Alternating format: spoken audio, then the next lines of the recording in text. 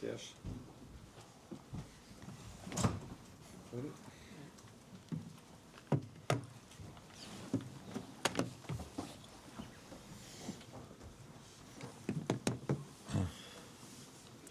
Not a lot. Hello.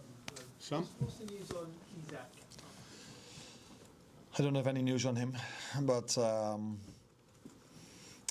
if a player scores and then gets injured and doesn't come back on the pitch, so doesn't try to come back, which is what Conor Bradley, for example, did, but I had to take him off as well because he couldn't go on. But if a player doesn't even try to come back, that's usually not a good thing, but I cannot say anything more than that. That is just gut feeling, but nothing medical to say about it. But he hasn't got any gut feeling of his own, has he, about it? Haven't spoken to him about that yet, but it's a good thing that he scored. Good goal, assisted by Florian Wirtz. Said last week already that players are getting better, team is getting better. Again, wasn't perfect today, especially not in the last 10 minutes. But in the meantime, we pick up points, and I see the team developing in the way I would like them to see. Arnie, that must make it all the more frustrating losing Alex, because that's probably the sort of moment you've been looking forward to, Florian paying it back to him and combining with you guys. Yeah, that's what we would like to see happening a lot. Good finish, good pass. But yeah, let's not be too negative yet. Yeah, maybe we don't know yet. So let's hope he can. He's back with us soon. But yeah, difficult to say to you now. Adam? I mean,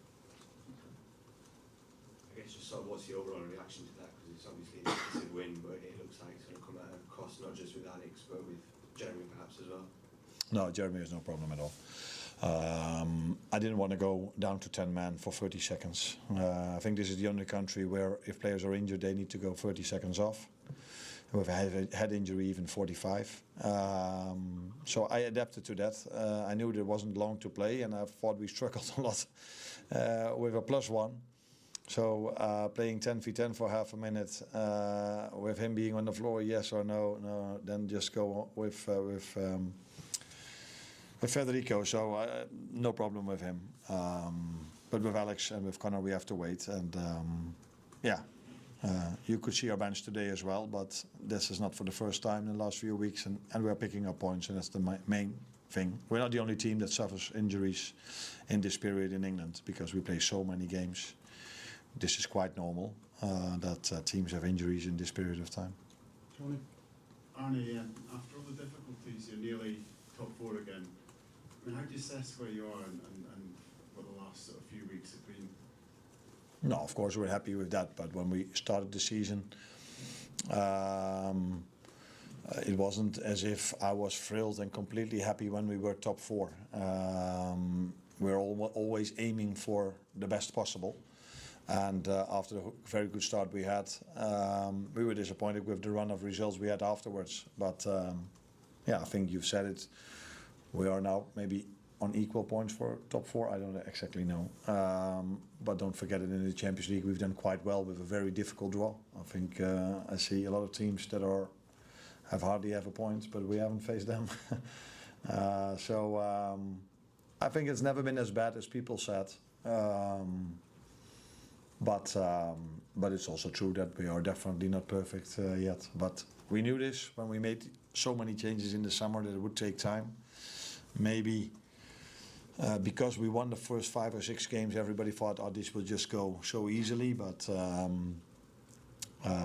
as a club, ownership, Richard, Michael, all the other people knew that change could also go with different results, and that is shown to be true. Will? Welcome.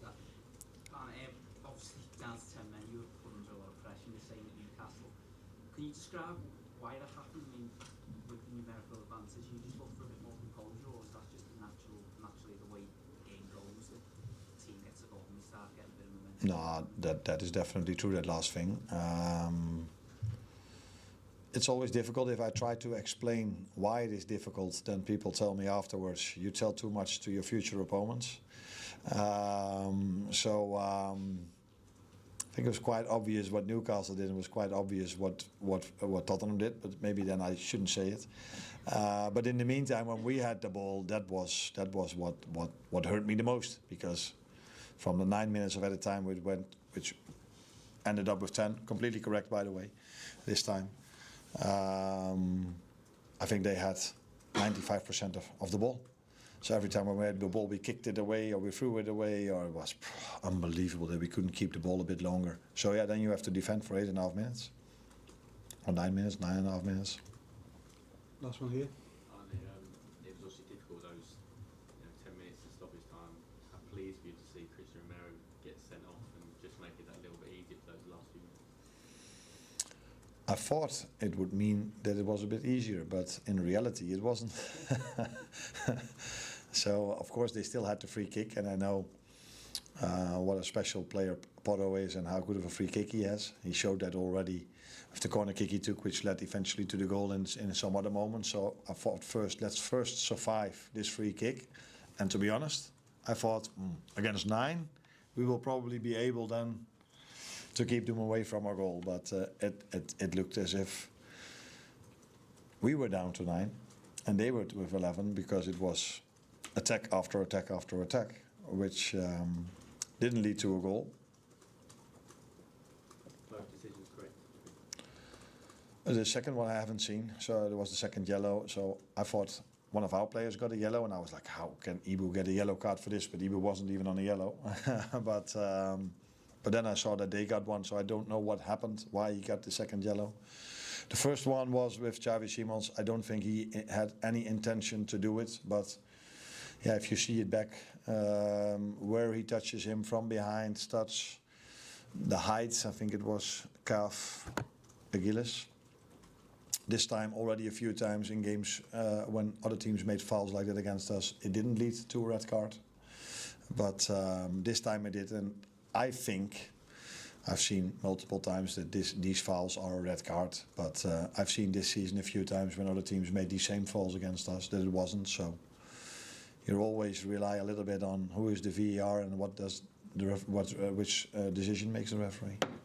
Chaps, thank you. Yeah. Merry Christmas. Oh, sorry. Why you? Merry Christmas. You too.